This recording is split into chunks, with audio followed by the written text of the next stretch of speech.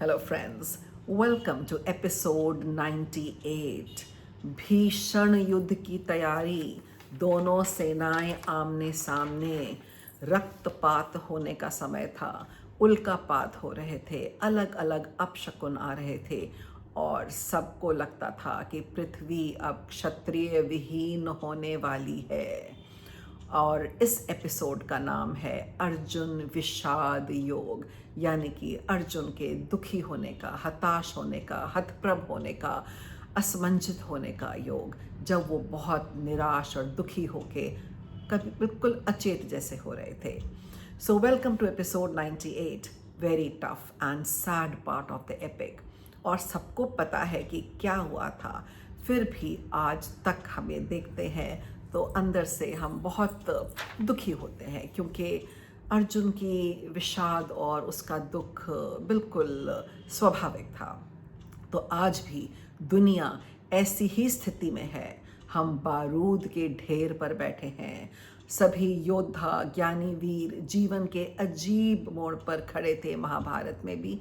और आज हम जो युद्ध देख रहे हैं खाड़ी में, गल्फ वॉर देख रहे हैं, ईरान, इजराइल, अमेरिका और बाकी सारे जो देश आसपास हैं, हमें याद दिलाता है कि युद्ध शुरू करना तो आसान है, पर उस युद्ध को, उसके अंत तक पहुंचाना अत्यंत कठिन और बहुत वेदनापूर्ण, और किसी की जीत नहीं होती, शायद दोनों ही तरह से हार होती है।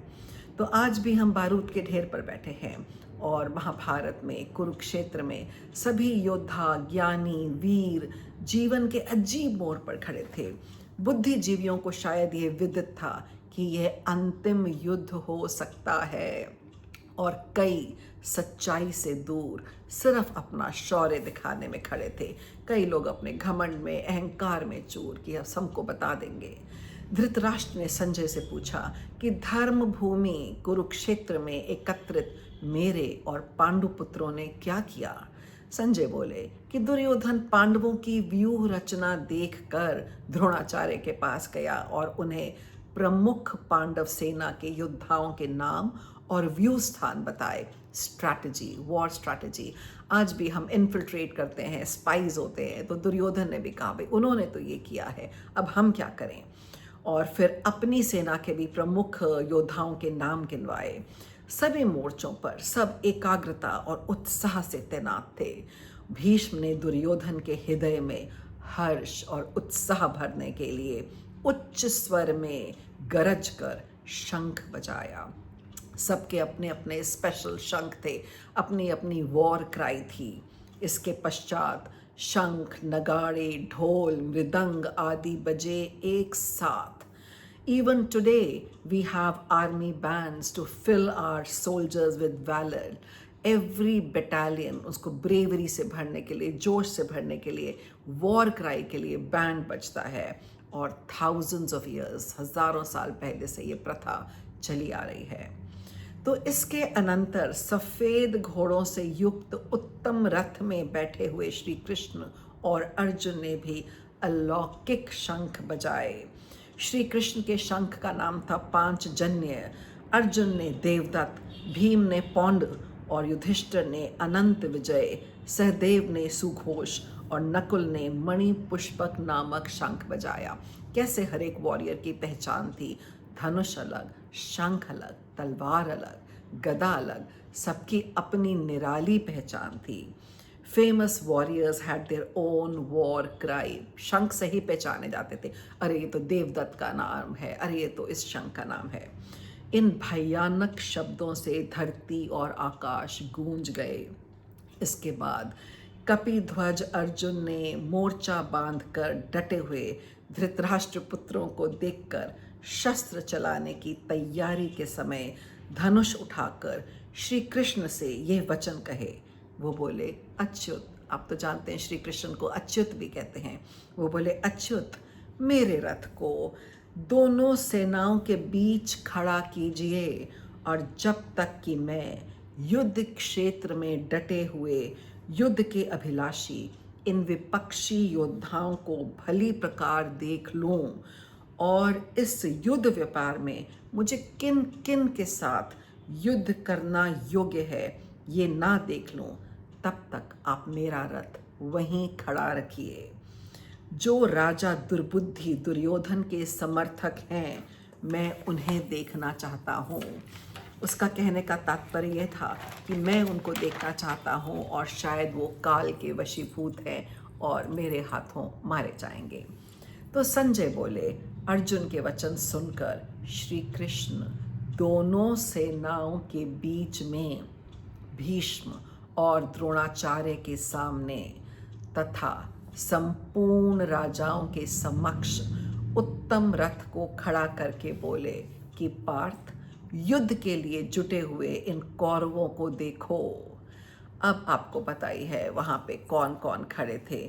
सब तो अर्जुन के चहेते थे, उनके रिश्तेदार थे, उनके दादा परदादा मामा चाचा भाई बंधु, ये सारे अपने थे और कई तो सगे संबंधी थे।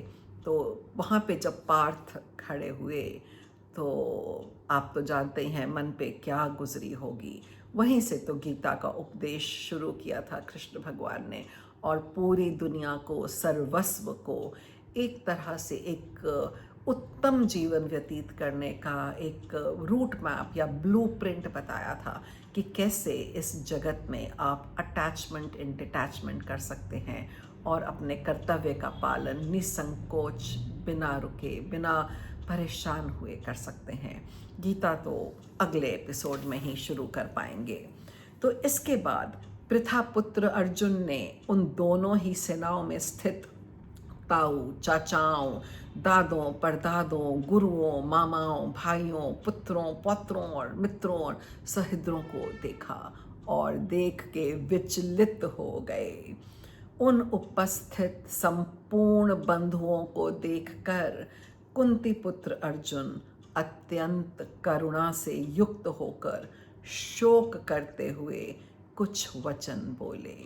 अब जो वचन उस समय अर्जुन बोले वो तो ऐसे वचन थे कि श्री कृष्ण तो क्या, सारी पांडव सेना घबरा गई, क्योंकि निस्संदेह उन्होंने यही कहा कि मैं इनको कैसे मार सकता हूँ, ये तो मेरे अपने हैं। और इतना विषाद में घिर गया कि आपको तो पता ही है, वो शस्त्र त्याग के अचेत सा रथ के पीछे बैठ गया और वो तो पांडवों की धुरी था, उसी के ऊपर इतना भरोसा कर कर पांडव इस युद्ध में पहुंचे थे।